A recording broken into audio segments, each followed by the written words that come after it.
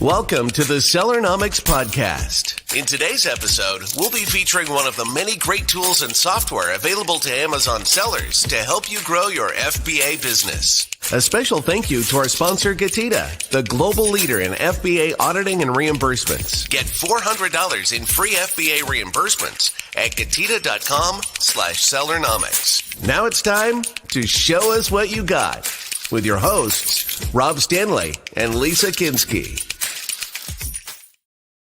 What is up, everybody? Welcome to today's episode of Sellernomics. Show us what you've got. My name is Lisa Kinski, and I'm joined by my co-host, Rob Stanley. And today with us, we are talking about a topic that I think is very top of mind for every Amazon seller right now, which is how to stay profitable as Amazon fees rise. And we have Kaneshiro here with us to tell us how you can do exactly that through the SellerSnap tool. So let's bring him on board. Ian, how are you? Hey, Rob and Lisa, I am doing well. Thank you so much for having me. Thank you so much for coming on with us. I loved how organically this episode came about. You sent me an email. You're like, we have this new tool. I'm like, this is amazing. Let's go on ahead and show the people the enhancements you've made to SellerSnap, because a lot of people have heard about y'all, but maybe they haven't seen kind of a peek behind the curtain or the tool itself. So I'm very excited to get this underway. So without further ado, Ian, show us what you've got. Totally. Yeah. So, if this is the first time you've heard about SellerSnap, I think that what we can do is we'll just take it from the top. So essentially what SellerSnap is that we are an AI Amazon repricer, and our goal is to get the buy box at the highest possible price by avoiding price wars. And so the way we do this is we kind of take all this data from Amazon's SP API and we scan that competitive environment in order to understand the decisions that our competitors make based off of the decisions that we make. So that means if we go down in price, what does our competitor do? If we move up in price, do they follow? And then from there, we can make smart repricing decisions in order to, again, capture the buy box at the optimal price. And so in terms of what we're talking about today, though, is a little bit about repricing, but also a little bit about the functionality of our platform. I know that I've been on this, like we've spoken about SellerSnap before in a full demo on the Sellernomics podcast. So if you haven't caught that one, you can, I'm sure, go catch it on YouTube. But in terms of what are we having the conversation about today? Well, if you're a seller in the Amazon space, you are ultra aware that year after year, Amazon is adjusting fees, and normally they are in the upward trend. One of the fees that is new to Amazon this year is called the low inventory FBA fee. And essentially, what Amazon is doing, Amazon has added an addition to your current FBA fee when your historical days of supply drop below 28 days. So what is Amazon doing here? Amazon is basically saying that we want sellers to maintain inventory levels that will last about a month based off of your sales velocity. And so if you fall below that level, what does that mean for Amazon? It means it costs them more money to fulfill your products across its FBA distribution network. And so that's a little bit about why it exists. The unfortunate part is that SellerSnap cannot get rid of this fee for you. But what we can do is we can provide some tools for sellers to be able to manage this fee in a bunch of different ways. So we'll just kind of dive right into it. We came up with, we have four different features or four new features that fall under this new deployment that will help sellers with the historical days of supply and this low inventory fee. The first thing is we need to show you what the historical days of supply is. So within the column section, you'll see that we have a whole slew of columns that are available to sellers for use. And in that, we have the historical days of supply. So in order to select it, view it, you select it, you move it over to show, and you click apply changes. And you'll see that after a quick reload, it will show up in the appropriate column. Unfortunately, because this is a demo environment, the historical days of supply haven't been pulled, are not pulled into all this dummy data, but you can see that it's available here. But in terms of a new data point isn't much if you can't filter on it. So that's part two of our new feature, is that under the customizable filters column, there is a historical days of supply where you can look and view all your items that fall under the 28 days of historical days of supply, or even the other thresholds that are 21 or 14 days. And that way we can view all these items that are a bit problematic, and we can make decisions on them. Some of the decisions that we might want to make is adjusting mins and max prices to account for these slightly higher fees when we fall underneath the threshold. Also, it might tell us what are the items that are approaching that historical days of supply threshold, and maybe we want to make another decision on it, like sending more items into Amazon FBA, or make adjustments to our repricing. And so those adjustments to repricing is step 3 of the new feature updates. So within settings and store settings,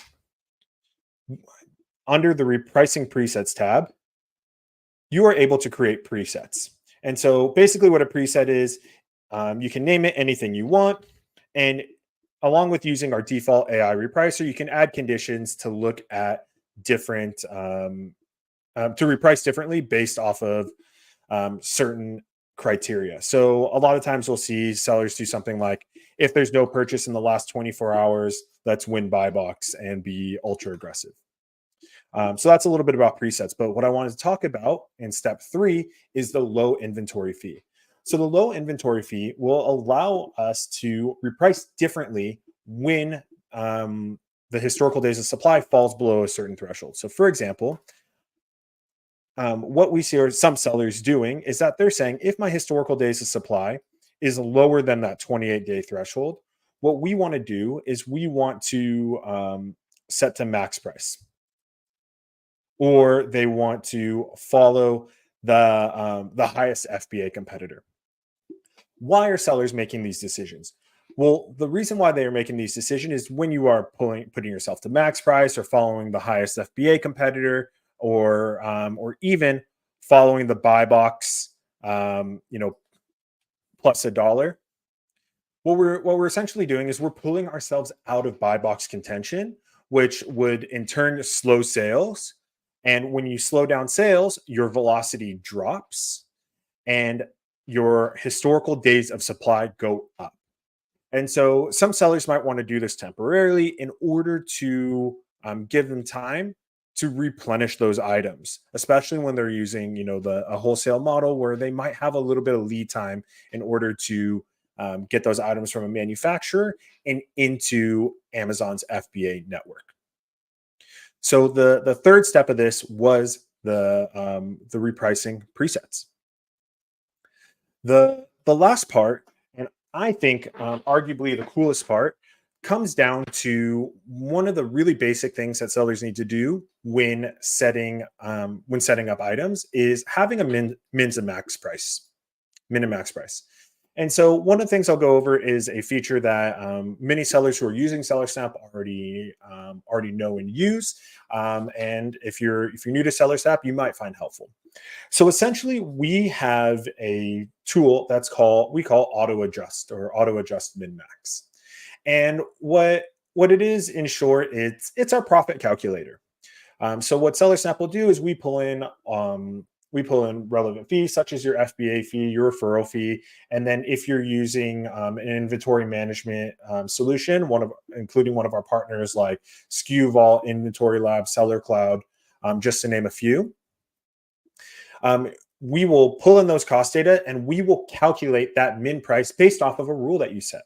So for example, what we often see is we see sellers using our tiered markup tool. So they'll say, if the item is FBA and my cost is between $0 and $50, I want a 20% markup on my min and 100% on my max. And if it's above $50, I want 15% and on my min and 60% on my max. And you can create really as many tiers as you want. Oftentimes, the way that we see sellers using this is that they're going to use the tiered markup on the min price. And then what we often suggest is using what we call dynamic max price on their max price. Essentially, what we do is we take a whole bunch of data points, plug it into our AI technology, and we'll set your max price based off of those data points, such as everything from the highest competitor on the listing, the current buy box price, and even your last sale.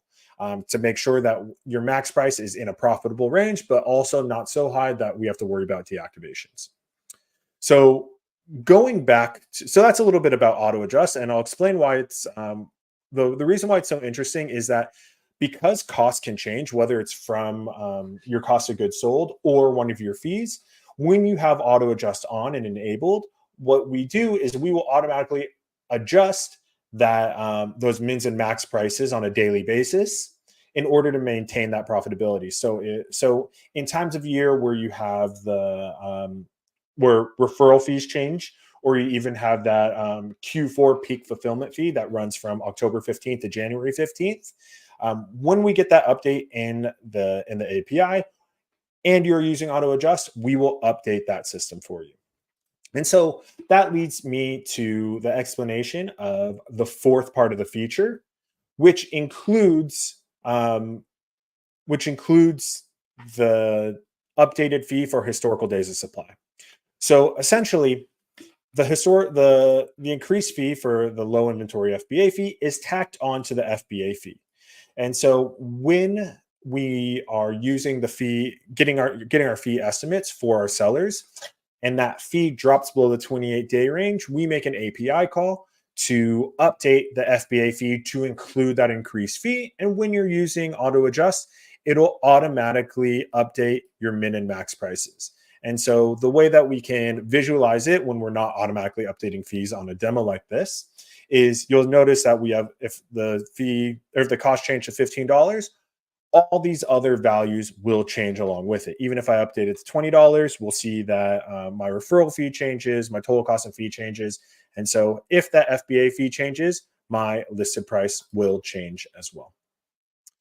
And so between displaying the fee, filtering the fee, providing a repricing option, and automatically updating mids and max prices, these are just a few of the ways that SellerSnap can ensure that we are maintaining profitability, especially when Amazon is increasing fees, throughout the year and every year.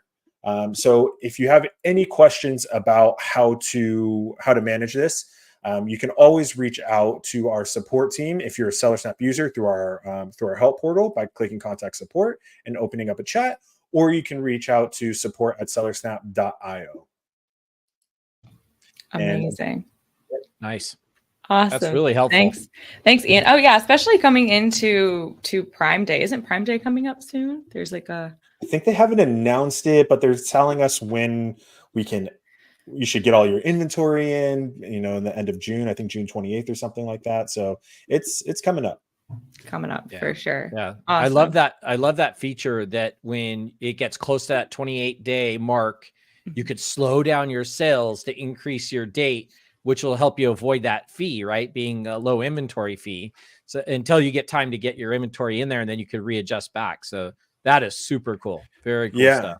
Yeah, it's really cool. It can be a bit tricky because as all things Amazon, especially inventory related, the way that Amazon works is that they send they have a report that's available called the inventory planning report through their API. Their inventory planning report, we pull it once a day. But the tricky part about Amazon is that they update that inventory planning report based off of a snapshot, which is only updated every 3 or 4 days. And so that's why sometimes it's difficult to do some of these things and work and reprice based off of historical days of supply and even inventory age, let's say, in terms of our inventory health. But there's just these little things that we can do in order to try and and save that money where we can when it comes down to our fees, because the two options are either try and find ways to avoid the fees, or three options really: avoid the fees, eat the fees, or pass the fees along to our customers. And so really every Amazon seller needs to make that choice for themselves. And oftentimes it's on a case-by-case basis. But the important way to make that choice is by having all the information and the capabilities to do something about it. Yeah. No, that's awesome. Good stuff. Absolutely. And like Ian mentioned, we did do a walkthrough of the full Sellersnap tool a while ago on our channel. We'll go on ahead and drop the link to that video in the description of this episode as well. And Ian, you had advised earlier that folks can reach out if they're current customers to support@sellersnap.io. But also, if you guys are just interested in learning more, you can reach out at sales@sellersnap.io or check out their website at sellersnap.io. Ian, thank you so much for being here today and sharing this with us. I love your interface. It's super, super simple, really clean cut, and we love editable reporting. I always love when I can add a column and move and see what I need. I absolutely love this. So thank you. Yeah, Rob and Lisa, thank you so much for having me. Love sharing things Sellersnap, talking about all things Amazon, and always love hanging out with all the friends at Getida. Same awesome. Here. And thank you so much to everybody who tuned in today. If you liked what you saw, please be sure to give us a thumbs up, share your thoughts with us in the comments, subscribe to the show, and we will see you all on the next one. Thanks for joining us this week on the Sellernomics podcast. Special thanks to our sponsor, Getida. Did you know that Amazon probably owes you money for FBA reimbursements? Get $400 in free FBA reimbursements at Getida.com/Sellernomics. Be sure to join us again next week for more great tips on how to grow your business. And thanks again for listening.